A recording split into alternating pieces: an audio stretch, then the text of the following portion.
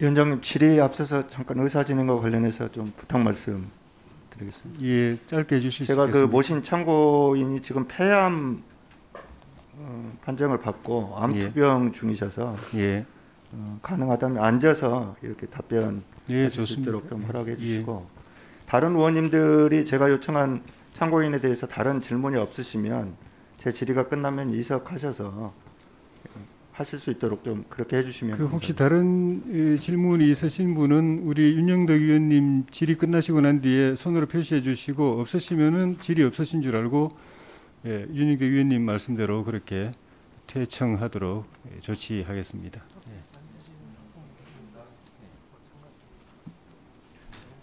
네, 질의에 앞서서 잠시 참고 영상 한번 봐주십시오.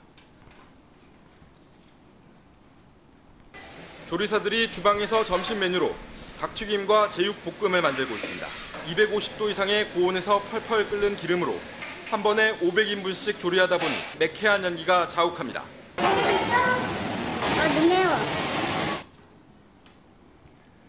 네, 학교 급식실인데요. 급식실에서 일하는 분들은 일터로 가는 길이 마치 가스실로 출근하는 기분이라고 하는 말씀들을 해주고 계십니다. 경기 지역만 하더라도 4분이 폐암으로 산재 인정을 받았습니다. 그리고 올해만 해도 47명이 전국적으로 급식조리사가 산재 신청을 했습니다. 우리 장관님께서도 이 문제에 많은 관심을 가지고 계신 것으로 알고 있는데요. 저희 의원실에서도 관련해서 토론회를 개최를 했습니다. 당시 발표 자료를 보면 튀김과 볶음 요리 경력이 많을수록 폐암 발생 위험이 무려 최대 34배까지 높아진다고 합니다. 조리 시간이 길수록 폐암 발생 위험은 3.17배 높다고 하고요. 문제는 이뿐만이 아닙니다. 다음 영상 한번 보시겠습니다.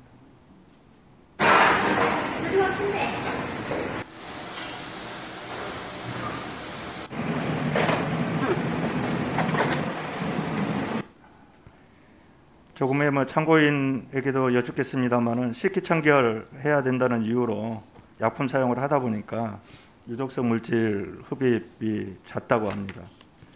급식실에서 사용하는 세척제에도 문제가 있는 것 같고요.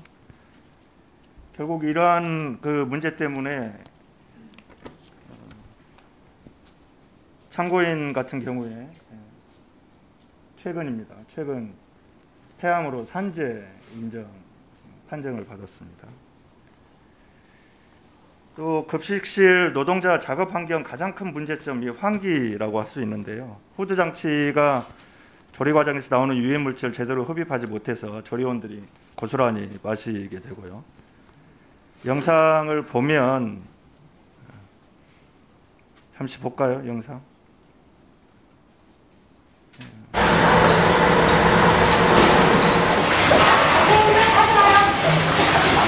후드가 연기를 전혀 흡입하지 못하고 있습니다. 교육부 급식실 환기 기준을 보면 후드 구체적인 형태나 유량에 대한 그 기준이 없습니다. 또 급식실 공사를 할 때 턴키 방식으로 하다 보니까 환기 시설에 소홀할 수밖에 없다고 그럽니다. 조리대 영역에서는 조리듐과 이산화탄소 농도가 3배 이상 높기 때문에 환기 시스템 개선이 무엇보다도 시급하다고 보는데요. 교육부도 환기시설 교체와 관련한 예산 확보에 적극적으로 나서야 될 것 같습니다. 이 문제에 대해서는 우리 부총리님께서 종합감사 때 이것과 관련한 답변을 좀 해주셨으면 좋겠습니다. 오랫동안 기다리시는데요. 우리 참고인께 질문 드리겠습니다. 폐암 치료 받고 계신데도 오랫동안 기다리시게 해서 죄송하고요. 지금 학교 급식 조리사로 일하신 지 얼마나 되신 거죠? 1998년부터 18년간 일했고 폐암 발병 후 1년 병휴직으로 19년으로 인정받았습니다.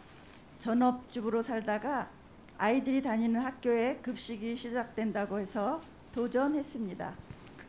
일하시면서 제일 힘들었던 그런 어떤 작업 환경과 관련한 그런 말씀 한번 해주시겠어요?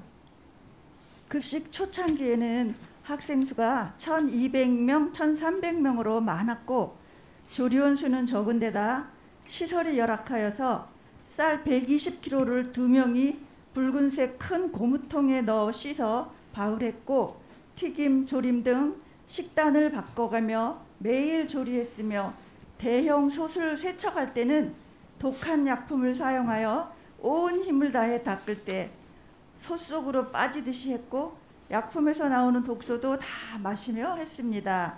온수 시설이 없어 겨울에는 뜨거운 물을 끓여 손발을 녹여가며 일했습니다.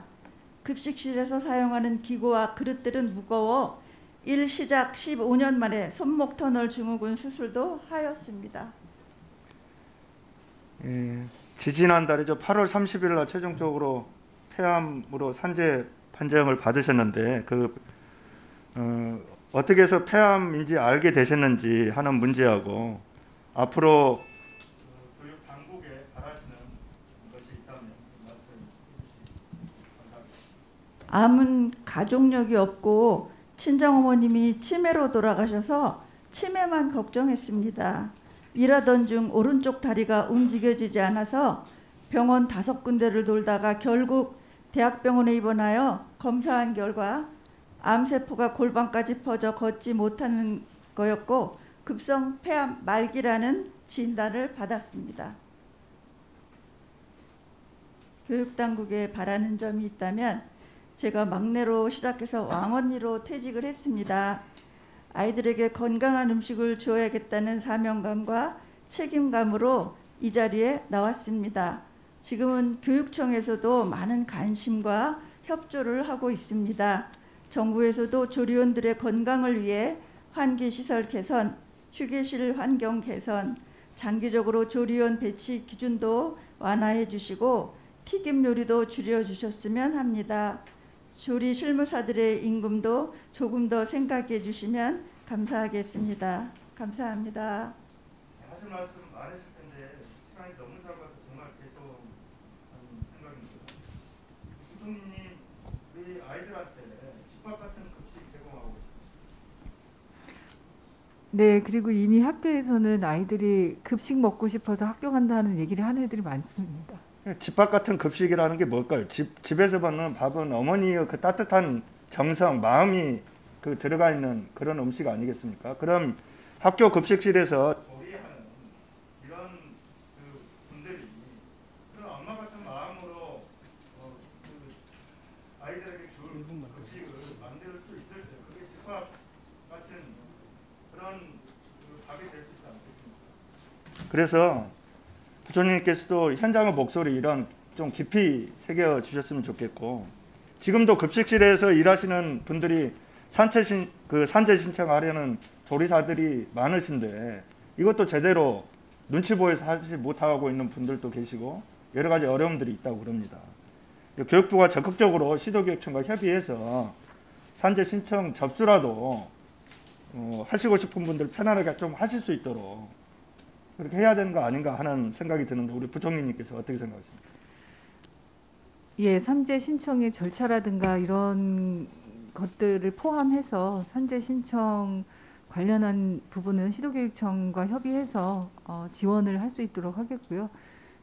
지금 이제 말씀 주신 여러 가지 요청 사항들을 저희가 지금 그러지 않아도 실태 점검하면서 시도교육청하고 내년 예산에서 예를 들면 환기가 잘 안 되는 지하에 있는 급식실부터 해서 우선 환경 개선과 또 고용노동부가 11월까지 가이드라인을 만들기로 했기 때문에 그것이 나오면 그 기준에 적합하게 급식실 개선을 신속하게 좀 진행을 하도록 하겠습니다.